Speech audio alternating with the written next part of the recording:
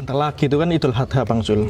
Nah, Tapi orang-orang itu yang dipikirkan itu mesti kok cuman kambing, sapi gitu loh. Padahal di balik Idul Adha itu ada makna tersendiri kan. Mungkin ya yang bisa dikorbankan itu bukan cuman kambing dan sapi kan gitu Mas. betul. Dan yang paling berat itu mungkin bukan kehilangan harta, Mas Dika.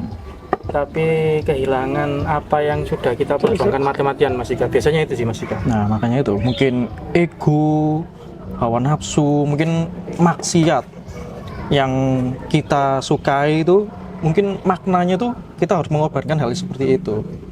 Nah, kalau dulu kan Nabi Ibrahim Ustaz, itu kan diuji dengan anak beliau Nabi Ismail Ustaz. Tapi kalau kita ini kan gak mungkin kalau diuji dengan anak kita. Kira-kira apa sih Ustaz yang Allah uji dari kita ini Ustaz untuk di zaman sekarang ini? Bismillah, alhamdulillah, salatu wassalamu ala rasulillah, amma ba'd.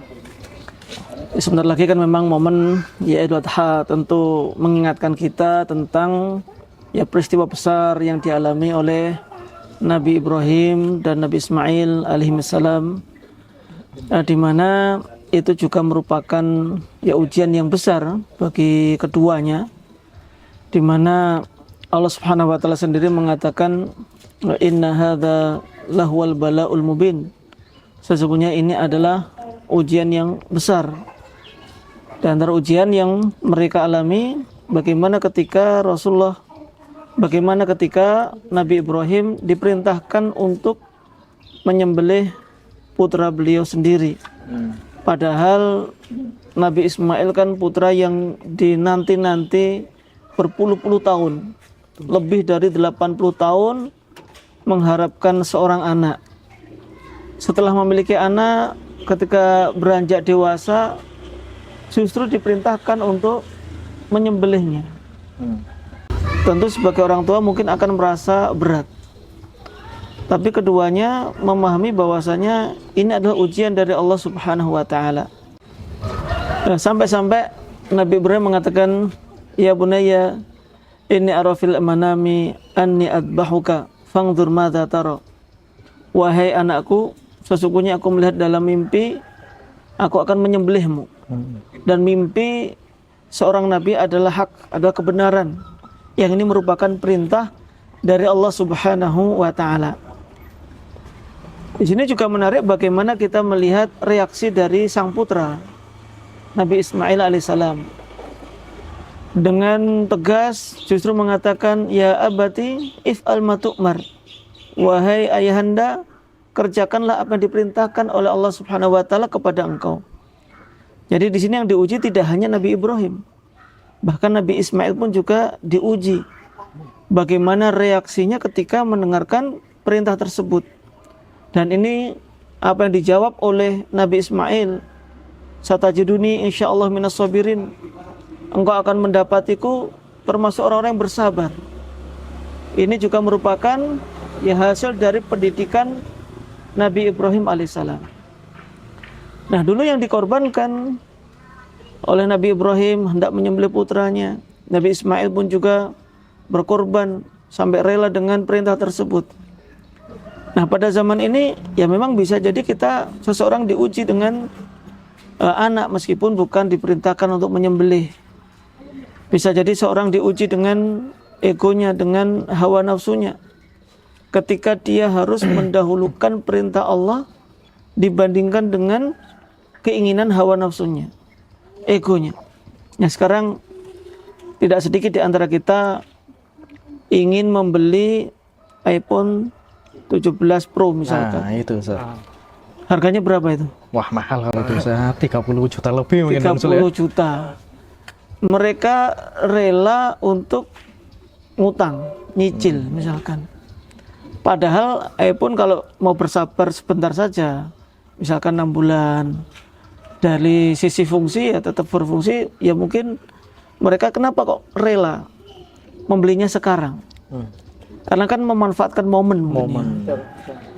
Memanfaatkan gengsi lah, atau kalau tidak dikatakan gengsi ya momen lah mungkin yang lebih tepatnya. Sehingga momen ini sangat penting bagi mereka untuk bisa memiliki iPhone tadi. Betul. Mereka mengorbankan bahkan tadi harga diri juga untuk beli iPhone misalkan. Nah, seorang mukmin sekarang juga seperti ini. Apakah kita akan mengalahkan ego kita? Kita ingin membeli barang-barang yang sebenarnya tidak kita butuhkan, itu mampu. Bahkan berkeyakinan saya mampu membayar mencicil. Kalau harus membayar cicil tadi bertahun-tahun atau berbulan-bulan. Tapi kenapa untuk korban ini menyisihkan sebagian uangnya, mereka tidak mau berkorban, tidak mau mereka tidak berkeyakinan penuh kalau dia menyisihkan uangnya untuk korban, Allah pasti akan menggantinya.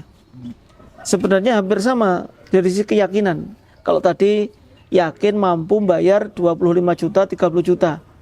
Kenapa tidak digeser keyakinan tadi untuk membeli hewan kurban, yang mana momen ini adalah momen yang sangat berharga.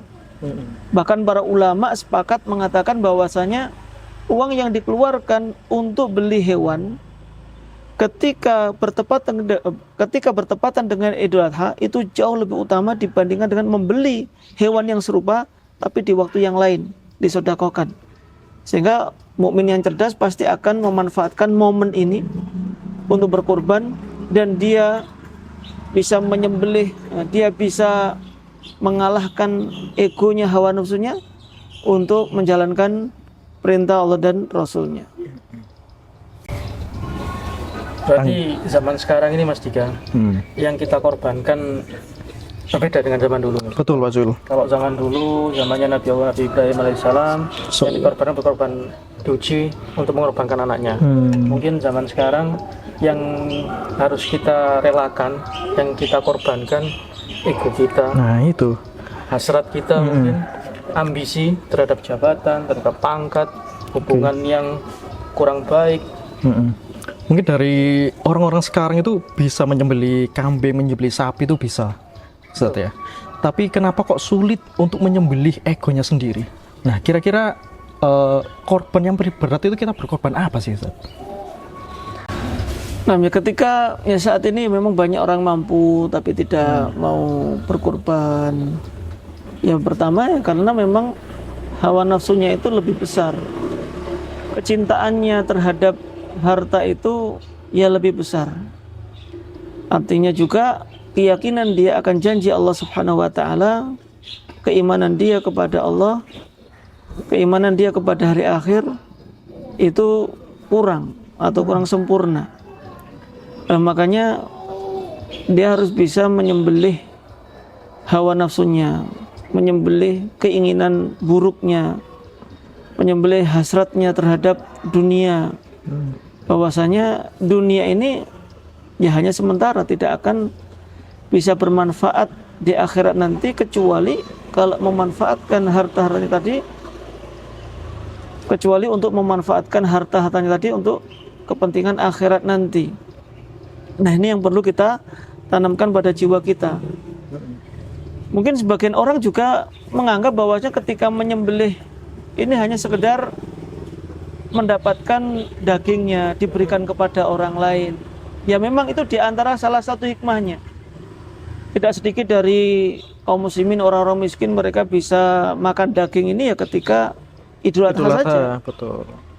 Tapi esensi yang terpenting itu bukan dagingnya itu yang akan sampai kepada Allah. Makanya Allah Subhanahu wa taala mengatakan la yanallaha luhumuha wala dima'uha walakin yanaluhu taqwa minkum. Daging-daging yang diperoleh dari hewan yang disembelih atau darah yang dikucurkan itu tidak akan sampai kepada Allah Subhanahu wa taala. Yang akan sampai adalah ketakwaan. Ketakwaan dari kalian.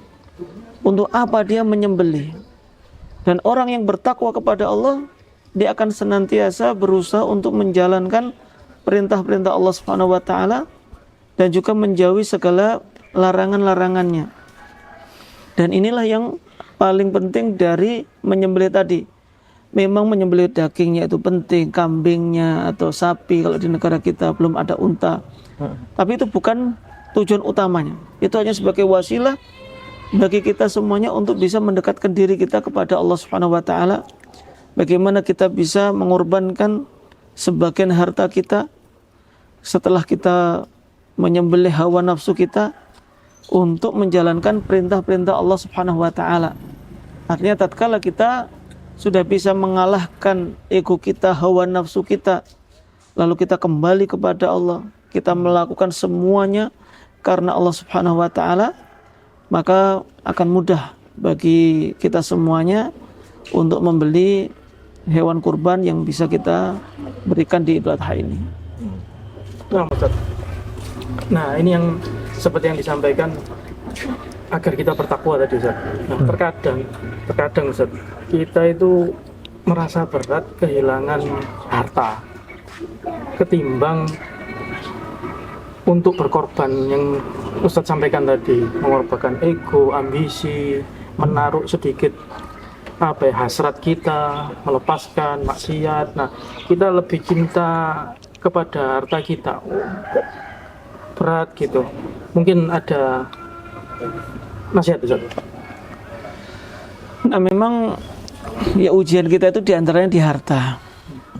Rasulullah sendiri mengatakan inna likulli ummatin fitnah wa fitnatu ummatil mal. Sesungguhnya setiap umat itu ada ujiannya, dan ujian yang menimpa umatku adalah harta. Dan juga fitnah yang menimpa manusia, ya memang diantaranya pada harta. Dia dijadikan cinta kepada harta. Allah Subhanahu wa taala juga mengatakan la tulhikum amwalukum wala auladukum an dzikrillah. Jangan sampai harta-harta kalian, anak-anak kalian itu melalaikan kalian dari mengingat Allah Subhanahu wa taala. Artinya memang harta ini sudah digambarkan oleh Allah dan Rasulnya akan melalaikan seseorang dari mengingat Allah, dari berzikir, dari beribadah kepada Allah Subhanahu wa taala. Zuyyina lin-nasi hubbus syahawat minan nisa wal banina wal qanatiril muqantarati minadh-dhahabi wal fiddah. Dijadikan manusia itu cinta terhadap wanita, terhadap harta. Nah, ini memang sudah difitrahkan seperti ini. Akan tetapi orang yang beriman meyakini bahwasanya ya harta itu adalah sebagai wasilah. Jangan sampai harta itu menjadi musibah. Jadi harta itu bisa menjadi nikmah, bisa menjadi nikmah, bisa menjadi sebuah kenikmatan yang diberikan oleh Allah kepada kita, tapi bisa juga menjadi nikmah, yaitu bencana musibah bagi seseorang. Makanya kita tempatkan harta itu adalah sebagai wasilah kita untuk bisa mendekatkan diri kita kepada Allah Subhanahu wa taala. Karena hakikatnya diri kita, harta kita, keluarga kita adalah milik Allah Subhanahu wa taala. Untuk apa kita menyimpannya? Kalau justru akan menjadikan kita sengsara, baik di dunia ataupun di akhirat. Tidak akan bermanfaat.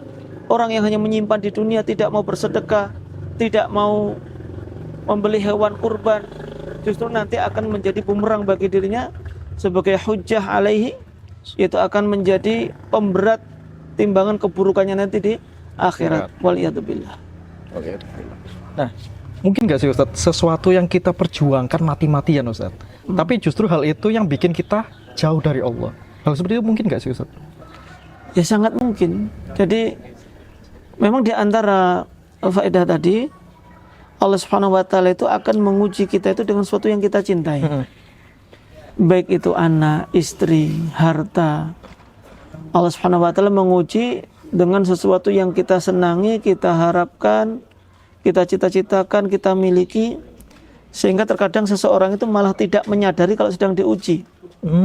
Ini kan malah bahaya. Bisa kayak seperti itu? Iya, jadi orang diuji itu nggak kerasa.